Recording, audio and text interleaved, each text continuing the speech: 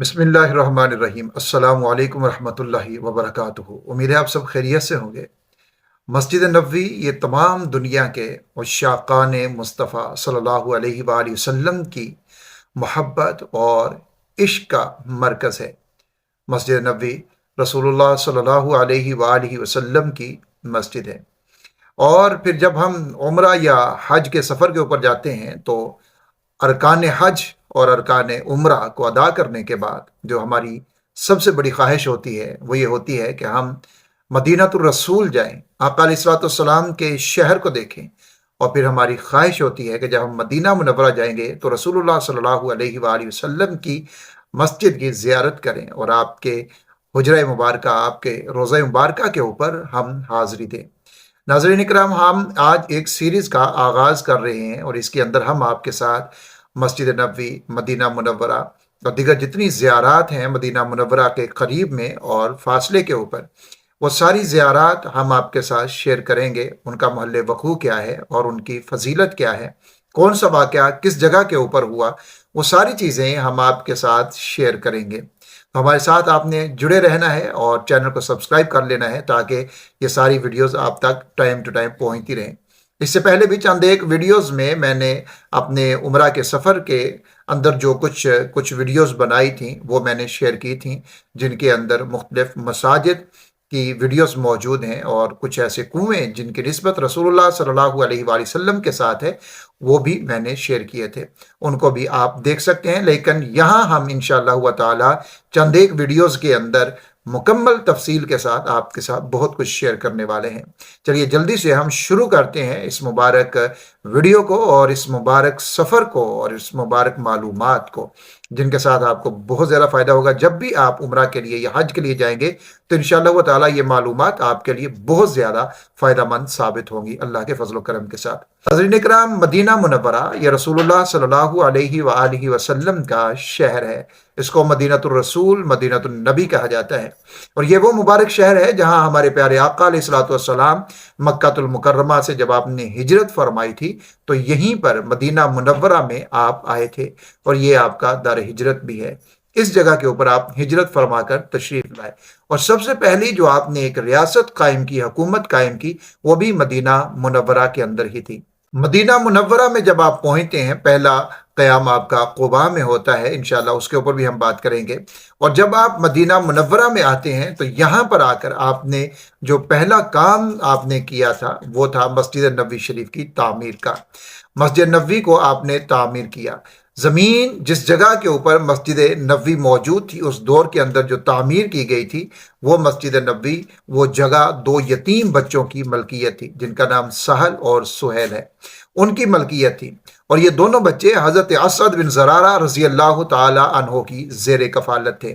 और इस जगह के ऊपर खजूरों को खुश किया जाता था। रसूलुल्लाह सल्लल्लाहु अलैहि वसल्लम ने उन बच्चों को बुलाया और उनको कहा कि ये जगह हमें मस्जिद के लिए चाहिए। अब उन बच्चों की जो ज़िद थी या उनकी गुजारिश ये थी बड़े अदब के साथ कि हम ये जगह फ़रोख्त नहीं करेंगे बल्कि हम हदियतन इस जगह को मस्जिद नबवी के लिए वक़फ़ करते हैं और हम ये जगह नजराने के तौर के ऊपर देते हैं, आप इसको कबूल फरमाएं। लेकिन जनाब सरवर कौनैन सल्लल्लाहु अलैहि वसल्लम ने इस पेशकश को कबूल नहीं फरमाया बल्कि उस जगह को आप कीमतन लेने के ऊपर राज़ी थे और आपने उसको कीमतन ही लिया। 10,000 दिनार जनाब सैयदना अबू बकर सिद्दीक रज़ी अल्लाह ताला अन्हो ने मस्जिद नबवी की ये जगह 10,000 दिनार के बदले में ख़रीदी थी। रबीउल अव्वल के अंदर रसूलुल्लाह सल्लल्लाहु अलैहि वसल्लम ने इस मस्जिद नबवी का संग बुनियाद अपने दस्ते मुबारक से रखा था और जब मस्जिद नबवी की तामीर शुरू की गई तो इसकी तामीर में रसूलुल्लाह सल्लल्लाहु अलैहि वसल्लम सहाबा इकराम के साथ मिलकर खुद सामान ला रहे थे, ईंटें पत्थर वगैरह सारी चीज़ें ला रहे थे। और सरकार दो आलम सल्लल्लाहु अलैहि वसल्लम अपनी ज़ुबान पाक से ये भी इरशाद फरमा रहे थे कि ए रब्बे कुद्दूस, आखिरत का अजर ही बेहतर है, तो अंसार और मुहाजिरीन के ऊपर रहम फरमा। یہ مسجد انتہائی سادگی سے تعمیر کی گئی۔ تعمیر میں کچی اینٹیں، کھجور کی شاخیں اور تنوں کا استعمال کیا گیا۔ جب کبھی بارش ہوتی تو چھت ٹپکنے لگتی، مگر رسول اللہ صلی اللہ علیہ وآلہ وسلم اور آپ کے جانسار ساتھی صحابہ اکرام رضوان اللہ تعالی علیہم اجمعین اسی گیلی جگہ کے اوپر ہی اللہ کے حضور سر بسجود ہوا کرتے تھے۔ حضور نبی کریم صلی اللہ علیہ وآلہ وسلم نے اس جگہ کے اوپر مسجد نبوی میں آپ نے 10 سال تک نمازیں ادا فرمائیں، اور یہ مسجد اسلام کا پہلا مرکز قرار پائی۔ اس مسجد کی فضیلت کے اندر بہت ساری احادیث موجود ہیں، جیسا کہ صحیح بخاری شریف کے اندر روایت موجود ہے کہ رسول اللہ صلی اللہ علیہ وآلہ وسلم نے ارشاد فرمایا، میری اس مسجد میں ایک نماز دوسری مساجد کی 1000 نمازوں سے افضل ہے سوائے مسجد حرام کے۔ اور ایک اور حدیث کے اندر موجود ہے، رسول اللہ صلی اللہ علیہ وآلہ وسلم نے فرمایا، میری اس مسجد میں ایک نماز ادا کرنا یہ 50,000 نمازوں سے افضل ہے۔ اور ایک جگہ کے اوپر آپ نے ارشاد فرمایا، صحیح مسلم کے اندر کتاب الحج کے اندر یہ حدیث موجود ہے کہ آپ نے فرمایا کہ بے شک میں انبیاء میں سب سے آخری نبی ہوں اور میری مسجد آخر المساجد ہے۔ جب آپ آخری نبی ہیں تو ظاہر ہے جس مسجد کی نسبت نبی کے ساتھ کی جائے گی وہ مسجد بھی آخری ہوگی۔ اور اسی طرح ایک اور روایت مسند احمد کے اندر موجود ہے جس میں رسول اللہ صلی اللہ علیہ وآلہ وسلم نے فرمایا کہ جس نے مسجد نبوی میں 40 نمازیں متواتر ادا کی اس کے لیے جہنم کے عذاب اور نفاق سے نجات لکھ دی جاتی ہے۔ ناظرین اکرام، مسلمانوں کی بڑھتی ہوئی تعداد کے پیش نظر آپ صلی اللہ علیہ وآلہ وسلم نے 7 ہجری میں فتح خیبر کے بعد مسجد نبوی کی اثر نو تعمیر فرمائی اور اسے مزید آپ نے کشادہ کیا۔ اس کے بعد مسجد نبوی کی توسیع کی تاریخ اس طرح سے ملتی ہے کہ کس طرح اس کو توسیع کیا جاتا رہا۔ حضرت عمر بن خطاب رضی اللہ تعالی عنہ کے عہد میں اس کی توسیع ہوئی 17 ہجری کے اندر۔ حضرت عثمان بن عفان رضی اللہ تعالی عنہ کے عہد میں 29 یا 30 ہجری میں اس کی توسیع کی گئی۔ ولید بن عبد الملک کے دور کے اندر 88-91 ہجری میں اس کی توسیع کی گئی۔ مہدی العباسی کے عہد میں بھی 161 ہجری 165 ہجری میں مسجد نبوی کی توسیع کی گئی۔ اسی طرح سلطان اشرف قائتبائی کے عہد کے اندر 888 ہجری میں مسجد نبوی کی توسیع کی گئی۔ سلطان عبد المجید ثانی کے عہد میں 1267 ہجری میں اس کی توسیع کی گئی، اور الملک سعود کے عہد میں 1372 ہجری میں اس کی اور مزید توسیع کی گئی۔ اور مسجد نبوی کی جو موجودہ توسیع ہمیں نظر آتی ہے اس وقت، خادم الحرمین شریفین شاہ فہد بن عبد العزیز کے دور کے اندر 1405 ہجری سے 1412 ہجری کے دوران مکمل ہوئی، اور اس کے بعد بھی ابھی اور بھی اس کی توسیع کا سلسلہ جاری ہے۔ جب ہم مسجد نبوی میں داخل ہوتے ہیں تو مختلف دروازے ہیں مسجد نبوی کے، اور ان کے مختلف نام ہیں۔ مسجد نبوی میں جب جنوبی سمت چھوڑ کر مسجد نبوی کے تینوں اطراف کے اندر پرشکوہ اور دیدہ زیب دروازے موجود ہیں، اور چند تاریخی دروازے بھی ہیں جن کے نام اس طرح سے ہیں۔ مشرقی جانب باب جبریل ہے، اور باب النساء اور باب عبدالعزیز ہے، اور اسی طرح مغربی جانب باب السلام، باب ابو بکر صدیق، باب الرحمہ اور باب سعود ہے۔ شمالی جانب باب عثمان، باب مجیدی اور باب عمر موجود ہے۔ شروع اسلام میں اس کے 3 دروازے تھے۔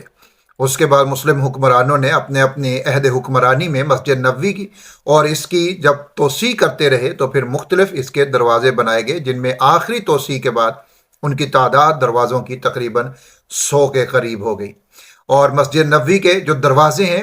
ان میں ہم بات کرتے ہیں، جو ابتدائی 3 دروازے تھے وہ کون سے دروازے تھے، اور اب جو مشہور دروازے ہیں ان کے نام اور ان کی وجہ کیا ہے، کیوں ان دروازوں کو ناموں سے یاد کیا جاتا ہے۔ مسجد نبوی کے جو ابتدائی طور کے اوپر 3 دروازے تھے، ان میں جنوب میں ایک دروازہ اس جانب تھا جہاں بیت المقدس کی طرف رخ کر کے نماز ادا کی جاتی، اور دوسرا دروازہ باب النبی مسجد نبوی کے مشرق میں تھا، اور اسے باب عثمان بھی کہا جاتا تھا۔ پھر یہی دروازہ باب جبریل سے مشہور ہوا، باب جبریل کے نام سے مشہور ہوا۔ اور یہ تیسرا دروازہ باب عاتقہ مسجد نبوی کے مغرب میں تھا، اسے باب عاتقہ کہا جاتا، اور اس کی وجہ یہ تھی کہ یہ حضرت عاتقہ بنت عبداللہ ان کا گھر اس کے قریب واقع تھا، اور اس وجہ سے اس کو باب عاتقہ کہا جاتا، اور اب یہ دروازہ باب الرحمہ کے نام سے مشہور ہے، آپ نے وہاں پر دیکھا ہوگا۔ تو یہ 3 دروازے ابتدائی طور کے اوپر تھے، اور آپ جو مشہور اس کے دروازے ہیں ان کا ہم بتاتے ہیں وہ دروازے کون سے تھے اور ان کو ان ناموں سے کیوں یاد کیا جاتا ہے۔ باب جبریل کی اگر ہم بات کریں، یہ مسجد نبوی کے مشرق میں واقع ہے۔ پیغمبر علیہ الصلوۃ والسلام جب اپنے حجرے سے نکلتے تھے تو اسی دروازے سے آپ صلی اللہ علیہ وآلہ وسلم مسجد نبوی میں داخل ہوا کرتے تھے۔ ایک دروازہ ہے باب النساء کے نام سے، یہ دروازہ خلیفہ دوم حضرت عمر بن خطاب رضی اللہ تعالیٰ عنہ کے دور میں قائم کیا گیا اور اسے مسجد میں خواتین کی آمد کے لیے خاص کر دیا گیا۔ ایک دروازہ باب عبد المجید یا باب مجیدی اس کو کہا جاتا ہے، یہ مسجد نبوی کے شمال میں صدر دروازے کے برابر میں واقع ہے۔ سلطان عبد المجید اول نے اس کا افتتاح کیا تھا، اسی لیے یہ ان کے نام سے ہی اس کو منسوب کیا جاتا ہے۔ باب السلام مسجد نبوی کے مغرب میں واقع ہے اور یہ اس جگہ کے بالمقابل واقع ہے جہاں سے کھڑے ہو کر رسول اللہ صلی اللہ علیہ وآلہ وسلم پر صلاۃ و سلام پڑھا جاتا ہے۔ خلیفہ دوم حضرت عمر بن خطاب رضی اللہ تعالیٰ عنہ کے زمانے میں مسجد نبوی میں مزید 3 دروازوں کا اضافہ کیا گیا۔ خلیفہ سوم حضرت سیدنا عثمان بن عفان رضی اللہ تعالیٰ عنہ نے دروازوں کی تعداد میں کوئی اضافہ نہیں کیا تھا۔ البتہ عباسی خلیفہ المہدی نے 165 ہجری کے دور میں اس نے مسجد نبوی کے دروازوں کی تعداد میں اضافہ کیا جو کہ 24 ہو گئی۔ 8 دروازے مغرب کی جانب، 8 مشرق کی جانب، 4 شمال کی جانب اور 4 جنوب کی جانب بنائے گئے۔ مملوکی سلاطین کے زمانے میں مسجد نبوی کے بیشتر دروازے بند کر دیے گئے، البتہ 4 بڑے دروازے باقی رکھے گئے تھے۔ ان میں سے ایک باب جبریل، باب النساء، باب السلام اور باب الرحمہ، ان کو باقی رکھا گیا۔ مسجد نبوی میں پہلی سعودی توسیع کے موقع کے اوپر یہ 4 دروازے برقرار رکھے گئے، البتہ مشرق کی جانب باب الملک عبد العزیز اور مغرب کی جانب باب الملک السعود یہ بنائے گئے۔ مسجد نبوی کے شمال میں باب عثمان، باب عمر، مغرب کی جانب باب الصدیق کا اضافہ کیا گیا۔ 1408 ہجری میں مشرق کی جانب ایک اور دروازے کا اضافہ کیا گیا جسے باب البقیع کا نام دیا گیا۔ شاہ فہد نے مسجد نبوی میں توسیع کرائی تو انہوں نے نئی عمارت میں دروازوں کا اضافہ کر کے تعداد 85 تک پہنچا دی اور 1415 ہجری میں مسجد نبوی کی قدیم عمارت کے جنوب میں ایک دالان تعمیر کیا گیا جس میں 7 دروازے بنائے گئے۔ مسجد نبوی کے یہ تمام دروازے نہایت اعلیٰ قسم کی لکڑی کے ساتھ بنائے گئے ہیں۔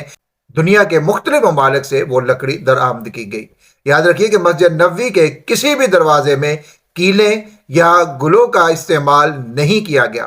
پھول بوٹے یہ جتنی چیزیں بنائی گئی ہیں یہ فرانس میں تیار کیے گئے اور انہیں لگانے سے قبل سونے کا رنگ کیا گیا۔ مسجد نبوی کے بڑے دروازے صرف 10 ہیں، باقی دروازے ان کے علاوہ چھوٹے دروازے موجود ہیں۔ تو ناظرین اکرام، یہ تو مسجد نبوی کے دروازوں کا ہم نے آپ کے سامنے تعارف پیش کر دیا کہ مسجد نبوی کے جتنے دروازے ہیں ان کے نام، جو مشہور دروازے ہیں جو آقا علیہ الصلوۃ والسلام کے دور میں جو دروازے تھے اور پھر اس کے بعد آپ کے بعد جن دروازوں کو بنایا گیا۔ اب ہم اگر مسجد نبوی میں جب ہم داخل ہو جاتے ہیں تو وہاں پھر 2 جگہیں ایسی ہیں جو کہ ہر مسلمان کے لیے بہت ہی زیادہ بابرکت ہوتی ہیں اور ہر مسلمان کی خواہش ہوتی ہے کہ میں ان 2 جگہوں کے اوپر پہنچوں۔ ان میں سے ایک پہلی جگہ ریاض الجنہ ہے۔ ریاض الجنہ اس کی مکمل تفصیلی ویڈیو ہم نے بنائی ہے، اس کا لنک ڈسکرپشن میں آپ کو مل جائے گا، آپ وہاں سے اس کو ضرور دیکھیے گا کہ ریاض الجنہ کا مکمل تعارف جو کچھ اس کے اندر موجود ہے وہ اس ویڈیو کے اندر بتایا گیا ہے۔ ریاض الجنہ یہ مسجد نبوی میں جب باب جبریل سے آپ داخل ہوتے ہیں تو تھوڑے فاصلے کے اوپر بائیں جانب رسول اللہ صلی اللہ علیہ وآلہ وسلم کا روضہ اطہر اور منبر، ان کے درمیان جو جگہ واقع ہے، جو درمیانی حصہ ہے، اس کو ریاض الجنہ کہا جاتا ہے۔ اس کی لمبائی 22 میٹر اور چوڑائی اس کی 15 میٹر ہے۔ ریاض الجنہ کا مطلب ہوتا ہے جنت کا باغ۔ ویسے تو یہ پوری مسجد جو مسجد نبوی ہے یہ پوری مسجد ہی خیر و برکت کا خزانہ ہے، مگر اس سارے خزانے میں سے یہ خاص اور انمول خزانہ ہے، ایک خاص حصہ ہے جس کو رسول اللہ صلی اللہ علیہ وآلہ وسلم نے جس کے بارے میں ارشاد فرمایا، صحیح بخاری شریف کے اندر یہ روایت موجود ہے۔ آقا علیہ الصلوۃ والسلام نے فرمایا وَمَا بَيْنَ بَيْتِي وَمِنبَرِي رَوْضَةٌ مِّن رِّيَاضِ الْجَنَّةِ، میرے گھر اور میرے منبر کے درمیان کی جگہ جنت کے باغوں میں سے ایک باغ ہے۔ جنت کے باغ ہونے کا ایک مطلب تو یہ ہو سکتا ہے کہ یہ جنت کا ایک شاداب ٹکڑا ہے جسے جنت الفردوس سے زمین کے اوپر منتقل کیا گیا، جس طرح حضرت ابراہیم علیہ السلام کے لیے جنت کا ایک پتھر زمین کے اوپر منتقل کیا گیا۔ یا پھر اس کا ایک معنی یہ بھی ہو سکتا ہے کہ قیامت کے دن اسے یہاں سے اٹھا کر جنت میں پہنچا دیا جائے گا، اور یقین مانیے کہ یہ وہ مبارک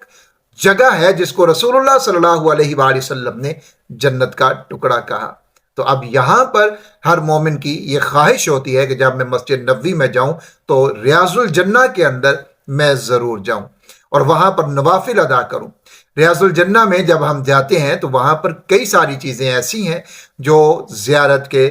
لائق ہیں، ان کو ضرور دیکھنا چاہیے۔ ویسے تو پوری ریاض الجنہ ہی زیارت ہے، لیکن کچھ چیزیں خاص ہیں اس کے اندر، جیسے ممبر رسول صلی اللہ علیہ وآلہ وسلم، وہ جگہ کہ جہاں آپ کا ممبر موجود تھا۔ آج جس جگہ کے اوپر ریاض الجنہ میں آپ کو ممبر نظر آتا ہے، بالکل یہ وہی جگہ تھی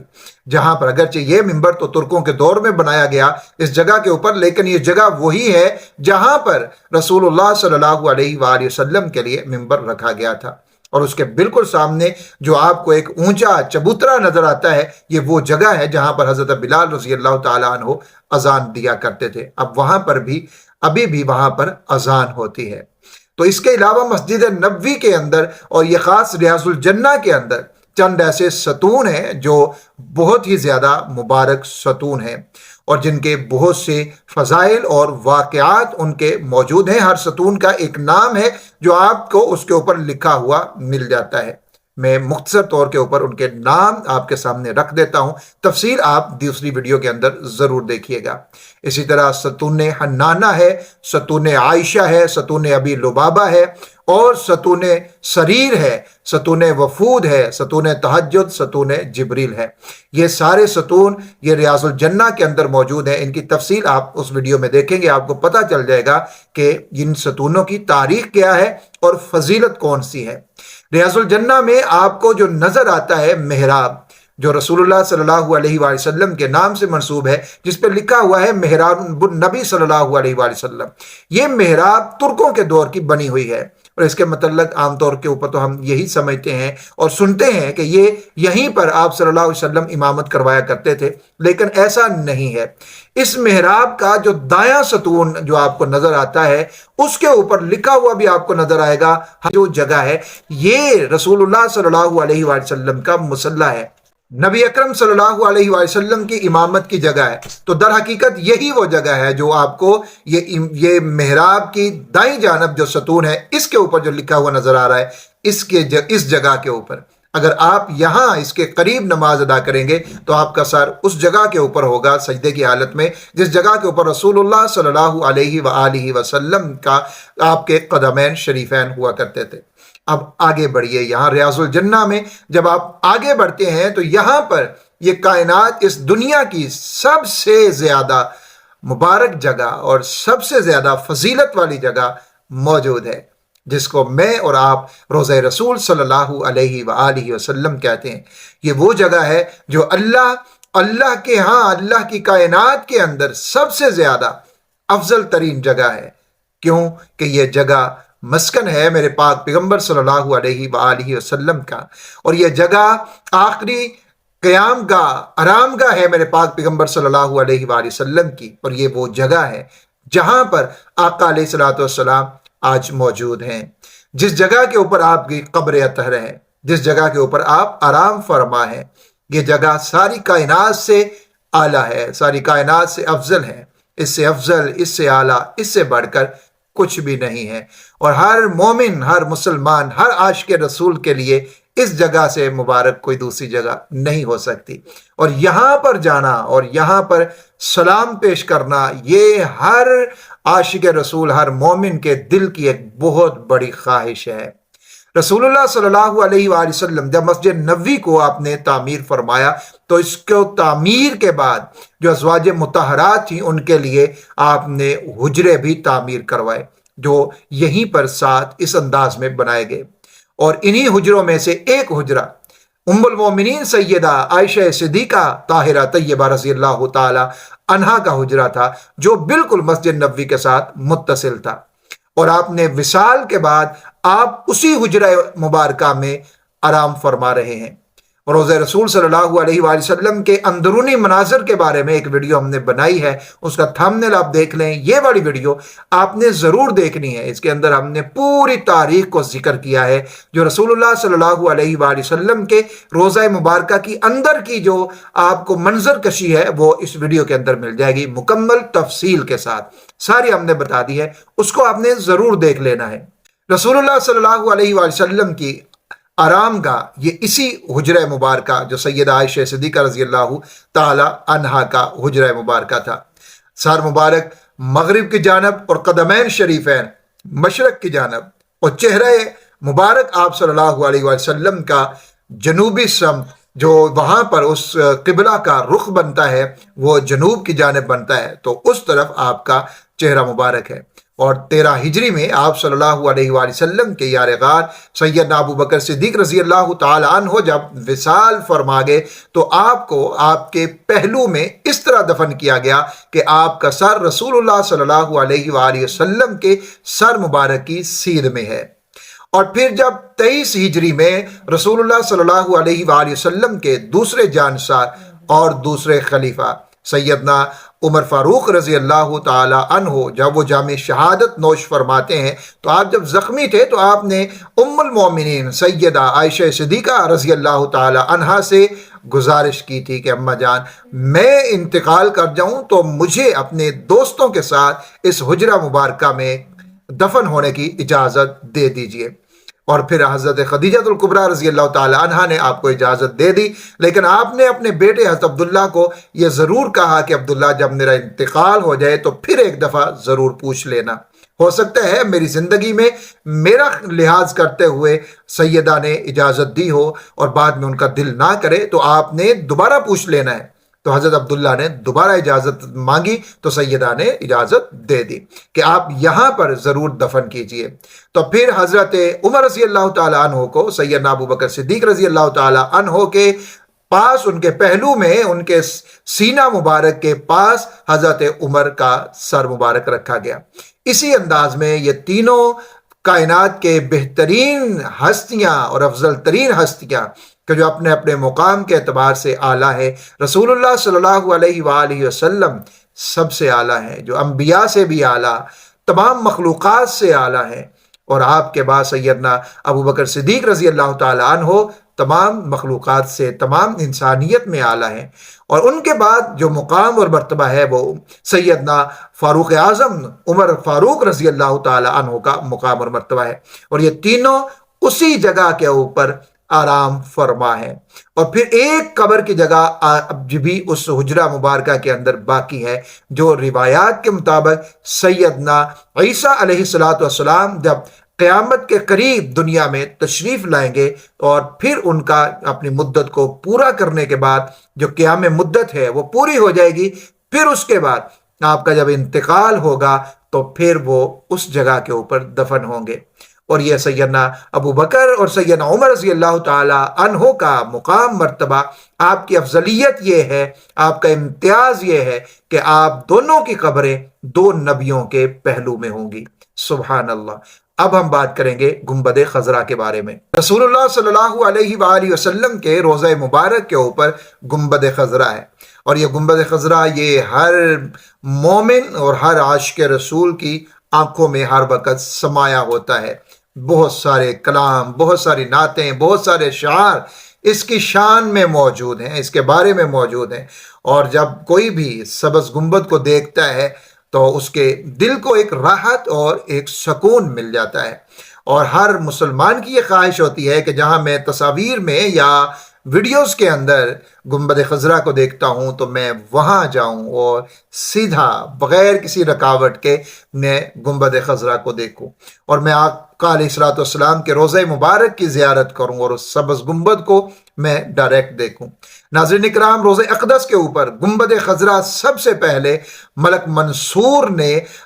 678 ہجری کے اندر بنایا تھا، اور یہ گنبد لکڑی کے تختوں اور شیشے کی پلیٹوں سے تعمیر کیا گیا۔ پھر سلطان حسن بن محمد نے 765 ہجری کے اندر گنبد کی از سر نو تعمیر کروائی۔ پھر یہ گنبد 886 ہجری میں دوبارہ تعمیر کیا گیا اور 1233 میں سلطان محمود بن عبد الحمید ثانی نے نئے سرے سے اس گنبد کی تعمیر کروائی۔ پہلے گنبد کا رنگ سفید تھا، مگر 1255 ہجری میں اس گنبد کے اوپر گہرا سبز رنگ کرایا گیا اور موجودہ رنگ اسی ترک سلطان محمود بن عبد الحمید کی یادگار ہے، اور آج بھی وہی رنگ موجود ہے، اسی رنگ کے اندر اس گنبد کو رکھا گیا ہے، سبز رنگ کے اندر۔ اب تھوڑا سا اگر ہم دیکھتے ہیں رسول اللہ صلی اللہ علیہ وآلہ وسلم کے روضہ شریف کو، تو روضہ مبارکہ کے گرد آپ کو پیتل اور تانبے کی جالیاں نظر آتی ہیں،